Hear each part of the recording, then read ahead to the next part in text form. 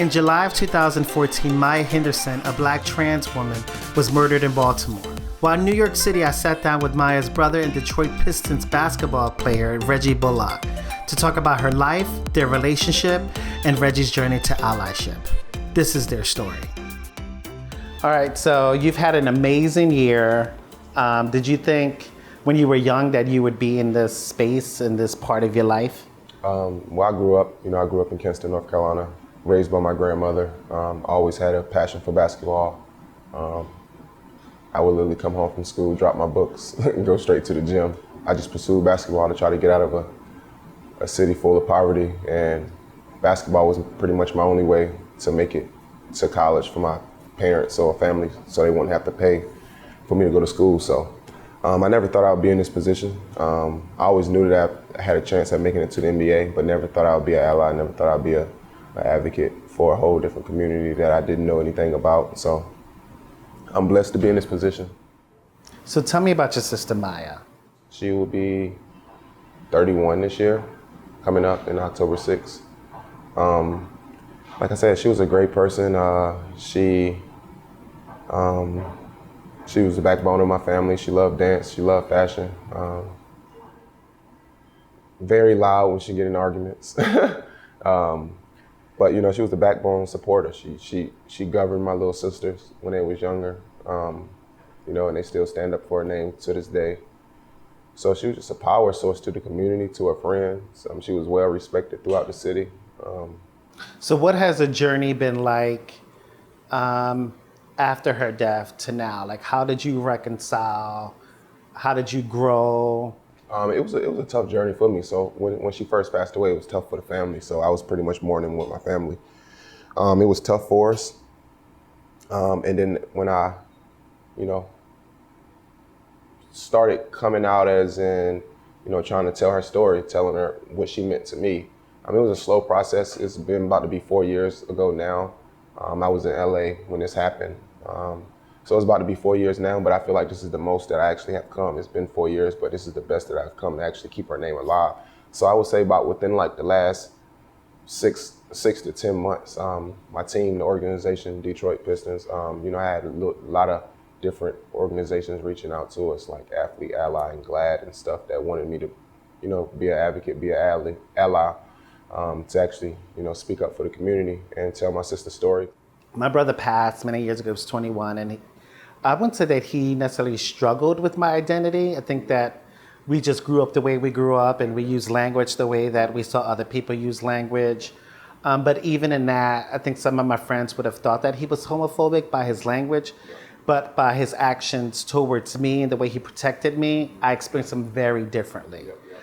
So what would you tell other brothers or other people who have trans sisters about, who may be struggling with it? Like, what would be a gift that you would give them? You know, when my sister was slowly coming out, it's a brother thing, you know what I'm saying? It was a brother thing between me and her. That's when I recognized her as a brother to me.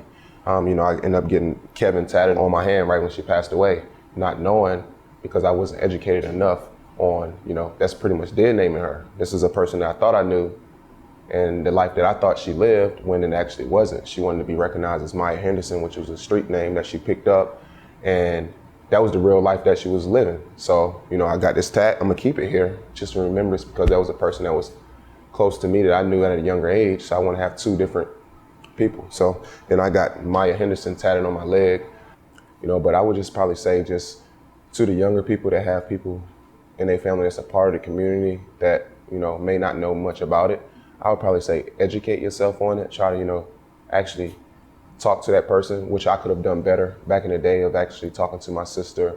So now, as being a person that's been an advocate for her, I feel like I'm learning her life a lot through a lot of other people. What has been some of the response from your peers in basketball? Peers in basketball, they understand what I'm standing for, so I don't get much backlash from them. A part of the community that's very strong to me is the African American transgender community. And that's what my sister was a part of.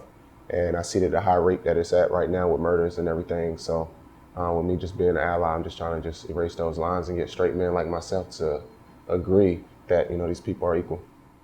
Are you on Twitter? Yeah. So you know that's a very different world, right? Yeah. And if my brother was still alive, he would be what people would call trash or toxic, and maybe rightfully so with some of his behavior.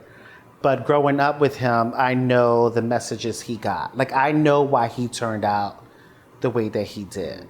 Because I heard the same messages about gay and queer folks and LGBTQ folks that he heard. So I had to unpack them, but I had support. I had queer friends to help me unpack it. He didn't.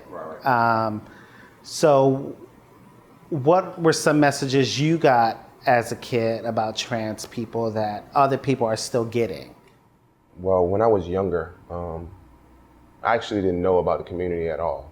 All I just seen was, the way that my sister acted or the way that her crew of friends acted. And she had like 4 or 5 crew of friends. I'm from a small town called Kinston, North Carolina. So it's like 22,000 people there. So I would only see how my sister acted. And I never even kind of reached out to actually, ask her like, what does this really mean to you? So I really didn't have much knowledge of it until, 3 or 4 years ago of the community. And that was just because it was something that was close to me. It was something that happened to my sibling. So I just I was eager to learn more about it. And ever since then, I just been kind of becoming more educated on the community, be getting a lot of resources and help about, like I said, coming out, talking about it publicly, being an ally and different things like that. But I've been getting great help from all different people. So it's been a great process.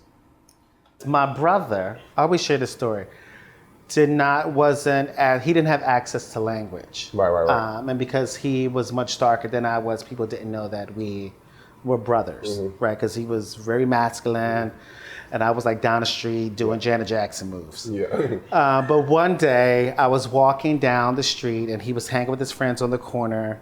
And sometimes we spoke to each other, sometimes we didn't, depending on, teenagers. Yeah. I'm sitting in the house, like, why I gotta say hi to you? Yeah. So I walk past and I get like maybe 5 feet from them and I hear people fighting. So I look behind me and he's whooping somebody's ass. So I'm like, Nicholas, like, what the hell is going on? He said, oh, this person called you a fag. And I said, oh, he didn't know that I was your brother? Yeah. And we both bust out laughing. Yeah. But that resonated, like, I think that is how he performed his allyship. Again, this was in the 90s. Language was very limited. So I share that because it does mean a lot when we see people fighting for us. And what you're doing is fighting for Maya, fighting for people who look and sound like her. And then people get to see you do that and learn from that. So I just want to thank you. And thank you for sharing her story and your story with us. Yeah, thank you so much.